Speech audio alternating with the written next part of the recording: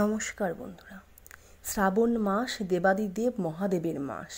বলা হয় শ্রাবণ মাসে শিব সন্তুষ্ট হয়। যেহেতু এই শ্রাবণ মাস শিবের প্রিয় মাস, তাই এই মাসে শাস্ত্র অনুসারে আমাদের কিছু কিছু কাজ করতে হয়, কিছু খাবার খাওয়া থেকে বিরত থাকার কথা বলা হয়। ঠিক তেমনই এই শ্রাবণ মাসে এমন একটি খাবার খেতে হয় যা খেলে আমাদের শরীর, মন এবং স্বাস্থ্য ভালো থাকে। তো বন্ধুরা, শিবপুরাণ ও লিঙ্গপুরাণ মতে এই শ্রাবণ মাসেই কিন্তু সমুদ্র মন্থন হয়েছিল। আর এই সমুদ্র মন্থন থেকে উঠে আসা বিষ নিজের কণ্ঠে ধারণ করেছিলেন দেবাদিদেব মহাদেব, তাই তাকে নীলকণ্ঠ বলে অভিহিত করা হয়। যেহেতু শ্রাবণ মাসে প্রকৃতি থেকে বিষ বা গরল উত্থিত হয়েছিল, অন্যদিকে আবার ঋতুচক্রের নিয়ম অনুসারে এই মাস বর্ষা মাস। সেই কারণে এই মাসে কিছু কিছু খাওয়া থেকে বিরত থাকতে হয়। বৈজ্ঞানিক ব্যাখ্যাতেও এই সময় এই খাবারগুলি খেতে না বলা হয়। পাশাপাশি এই সমুদ্র মন্থনের যখন বিষ বা গরল উঠল, ঠিক তার পরের মুহূর্তেই উঠে আসে অমৃত।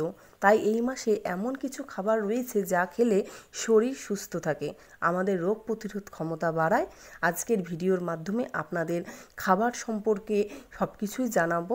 রূপা ক্রিয়েশনসে সকলকে সুস্বাগত। আশা করছি সকলে ভালো আছেন এবং শ্রাবণ মাস প্রতি সোমবারে আশা করছি সকলেই ভক্তি এবং নিষ্ঠা সহকারে বাবাকে পুজো করবেন। তাই এই সময় শুধু পুজো তো করলে হবে না, পুজো করার পাশাপাশি কিছু নিয়মও জানতে হয়।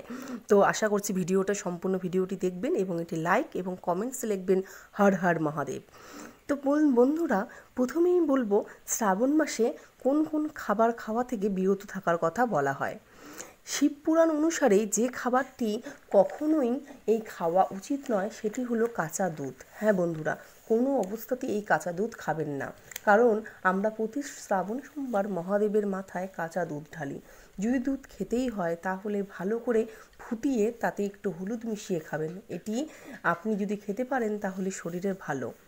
এই শ্রাবণ মাস বৃষ্টির মাস, কাঁচা দুধ খেলে আমাদের হজম করতে বিঘ্ন ঘটাতে পারে, তাই কাঁচা দুধ খাওয়া উচিত নয়।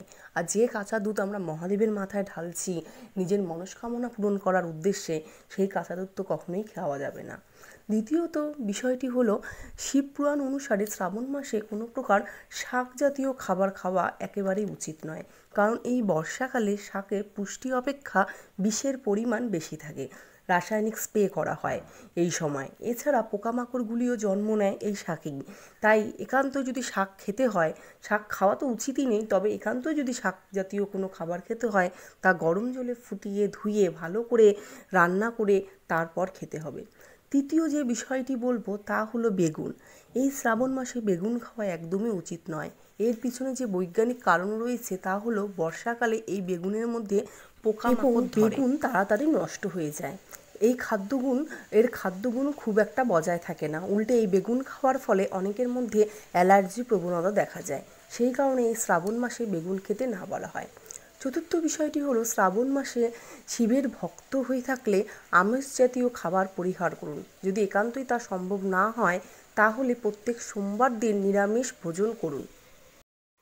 প্রত্যেক সোমবার মহাদেবের পুজো করুন ভক্তি ও নিষ্ঠা সহকারে, তাহলে মহাদেবের কৃপা থাকবে আপনার উপর। তাই অবশ্যই পুজোর পর নিরামিষ আহার করবেন। পঞ্চমত, এই শ্রাবণ মাসে মদ্যপান করা বা যে কোনো নেশাজাতীয় জিনিস খাওয়া একদম উচিত নয়। বিশেষ করে যারা এই সময় বাবা ভোলানাথের পুজো করেন তারা কোনোভাবেই মদ্যপান করবেন না। এই মাসে আপনি একদমই কোনো মাদক জাতীয় জিনিস ছোবেনই না। বন্ধুরা, এইবার আপনাদের জানাবো শ্রাবণ মাসে কোন খাবারটি গ্রহণ করতে হয়। প্রথমেই যে খাবারটির কথা বলবো তা হলো নারকেল। হ্যাঁ বন্ধুরা, এই মাসে অন্তত একটি দিনের জন্য হলেও এই শ্রীফল তথা নারকেল গ্রহণ করার চেষ্টা করুন। পুষ্টির দিক থেকে এর গুণাগুণ অতুলনীয়। এতে ভিটামিন বি, সি, ক্যালসিয়াম এরকম বহু উপাদান রয়েছে যা আমাদের ইমিউনিটি সিস্টেমকে বৃদ্ধি করে। বিশেষ করে আমাদের শরীরের যে কোনো ব্যাকটেরিয়া ও ছত্রাকের হাত থেকে রক্ষা করে এই নারকেল খেলে। দ্বিতীয় যে বিষয়টি বলবো, ডাবের জল। হ্যাঁ বন্ধুরা, প্রত্যেক সোমবার ডাবের জল খাওয়ার চেষ্টা করুন। এতে রোগ প্রতিরোধ ক্ষমতা বাড়ে। এর মতো পানীয় নেই কিছু। উপোস থাকলে সম্ভব হলে এই ডাবের জল পান করুন, এতে শরীরের খনিজ উপাদানে ঘাটতি হবে না। এবং সর্বশেষ যে খাবারটির কথা বলবো তা হলো বন্ধুরা, উচ্ছে বা করলা। বন্ধুরা, এই শ্রাবণ মাসে একটিবারের জন্য হলেও উচ্ছে খান, কারণ এই বর্ষাকালে আমাদের শরীরে যে টক্সিন বা ক্ষতিকারক পদার্থ জমে, সেই ক্ষতিকারক পদার্থকে দূর করতে সাহায্য করে এই উচ্ছে বা করলা। এর অন্যান্য গুণ সম্পর্কে আপনারা পরিচিত। তো বন্ধুরা, এই সমস্ত খাবার আপনারা শুধু আপনার শরীরের যে পুষ্টিগুণ বাড়াবে তা না, আপনার শরীরে ইমিউনিটি শক্তিকেও বৃদ্ধি করবে। তো বন্ধুরা, আশা করছি পুরো ভিডিওটি দেখার পর অনেক কিছু জানলেন এবং সমৃদ্ধ লাভ করলেন। ভিডিওটি দেখে যা যা বললাম এগুলো মেনে চলার চেষ্টা করুন এই শ্রাবণ মাসে। আর ভিডিওটি দেখার পর একটি লাইক এবং কমেন্ট বক্সে এসে হর হর মহাদেব লিখে যান, এবং নতুন সদস্য হলে চ্যানেলটি অবশ্যই সাবস্ক্রাইব করবেন এবং কাছের বন্ধুদেরও চ্যানেলটি শেয়ার করে দিন।